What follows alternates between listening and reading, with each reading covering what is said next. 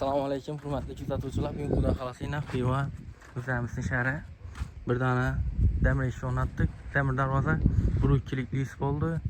Kraskalari Gravat 8, gruntovka, dayvokraska lak urildi.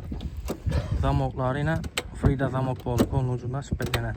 Dugalarni ham ajoyib etib, o'zini yarashatib, skronatib o'rnatib berdik. Xudo xolosina o'zingizda dizaynına baxa berib xizmat bo'lsa aytaverasiz. Shundan chiroyli, sifatli, mustahkam majlarga esa telefon raqamlarini qo'yamiz. Yana pochnikli qulloblar kattasidan nijvekalar ham qarasidan hamma yerdan nijveka bosildi. Dugan ham kattasidan qo'yib berdik. Klientimiz shunday majlarni qo'yib berdi. Aynalistlarni Aquanikida yetib paketlab berdik.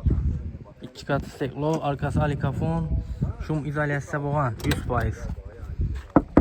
Bu taze çıkan hazır 2026'da trendde duran fasonlardan biri. Yine. Bedena Belent domlaba Kervan giyim dükkanının arkasında şarap balkonuna yanından girip gelseniz de düşündüğün darvaza göresiz. Üstlerini milliyet verdik. Telerini şöyle etip verdik. Bularni ham qazıqa qatırıb, podyezlardan vurib, penasına vurib berdik.